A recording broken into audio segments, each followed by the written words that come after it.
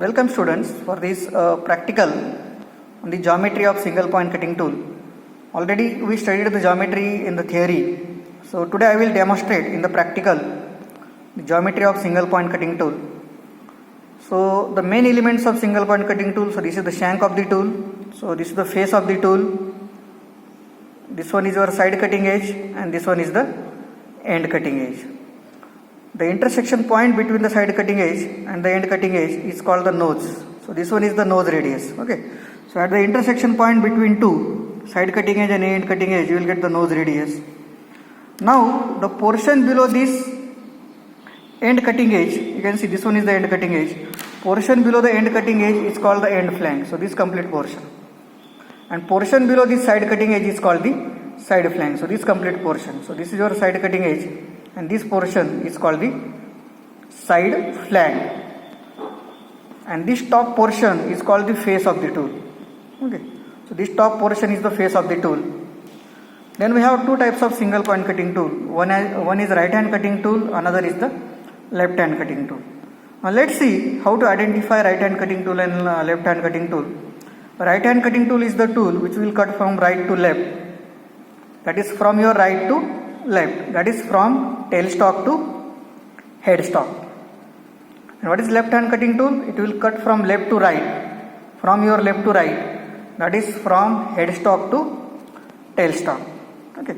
Now how to identify whether it is a right hand cutting tool or left hand cutting tool?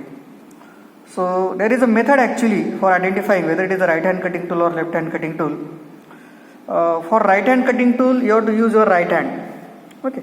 So use your right hand in such a manner that with the palm downward and finger pointing towards the nose. So nose is the intersection point of side cutting edge and end cutting edge. So with the finger pointing towards the nose, palm downward, if your thumb shows the major cutting edge, you can see this is the major cutting edge or side cutting edge. If your thumb shows the side cutting edge, it is called the right hand cutting tool. Okay. So I will repeat. Use your right hand in such a way that with the palm downward and finger pointing towards the nose, if your thumb shows the major cutting edge or the side cutting edge, it is called the right hand cutting tool. Now for left hand cutting tool, what is left hand cutting tool? Use the left hand in the similar manner. Use your left hand with the palm downward and finger pointing towards the nose. If your thumb shows the major cutting edge, then this is a left hand cutting tool. Now in this case, thumb is not showing the major cutting edge for your left hand. It is showing the major cutting edge for right hand. So that's why it is a right hand cutting tool. So this is a way we can identify whether it is a right hand cutting tool or whether it is a left hand cutting tool. Okay. Now let's see the different angles of the single point cutting tool. Now we have the two rake angles of single point cutting tool. Now this side cutting edge from this nose will be sloping downward or will be sloping upward. It's called the back rake angle. If it is a straight one, then the back rake angle will be 0. Okay. So this side cutting edge, you can see this is the side cutting edge. Okay, this portion. So this side cutting edge from this point will be sloping downward or will be sloping upward. And this is a back rake angle. If it is sloping downward, it is a positive back rake angle. If it is sloping upward, it is a negative back rake angle. Now second angle is side rake angle. Now this face will be sloping again from this side cutting edge. This complete face will be sloping in the downward direction or in the upward direction, away from this side cutting edge. Okay. So from this side cutting edge, so this complete face, top face you can see. So this is the top face. So this top face will be sloping in the downward direction or in the upward direction. This is your side rake angle. If it is sloping in the downward direction, this is a positive side rake angle. If it is sloping in the upward direction, it is a negative side rake angle. Okay. Now positive angle is used for soft material or ductile material, and negative angle is used for hard materials or brittle materials. Now second is your relief angles. Now what is relief angle?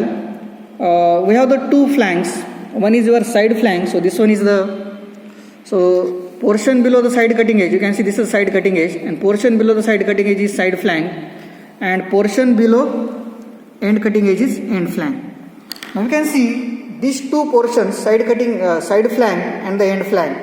So this portion is relieved. It is given some angle, so that whenever tool is moving like this, so this side flank should not come in contact with the machine surface, or it will avoid the rubbing between the side flank and the machine surface. So suppose this is the turning tool, and when the tool is moving like this from right to left, okay, so this edge should be in contact with the workpiece or with the workpiece for cutting, and not this side flank. Okay, so to avoid the rubbing between this side flank and the machine surface, purposefully this surface is relieved, or it is given some angle. So this angle is nothing but your side relief angle, or it is also called as a side clearance angle. Now similarly, we have the end clearance angle or end relief angle on the front side. So when our tool is moving into the workpiece like this for facing operation, okay, when your tool is moving into the workpiece that is perpendicular to the axis of the workpiece, again this portion should not come in contact with the workpiece or the machine surface.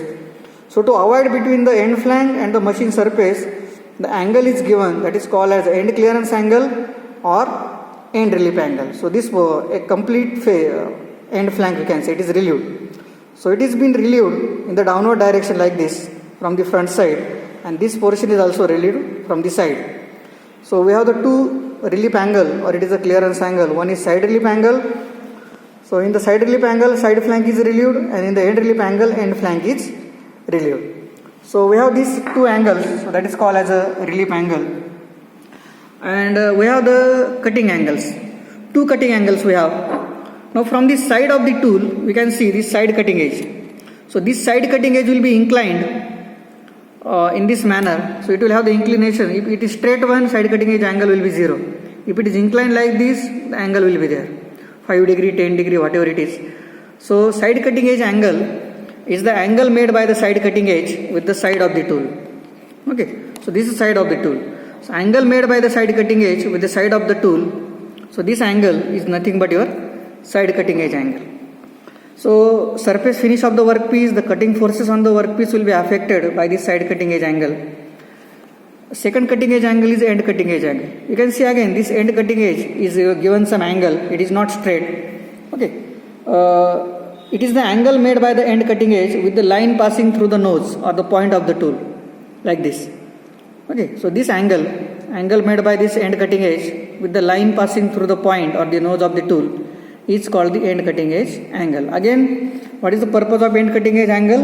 It will avoid the rubbing between end cutting edge and the machine surface when the tool is moved parallel to the axis of lathe machine. Otherwise, there will be the rubbing between this end cutting edge and the machine surface.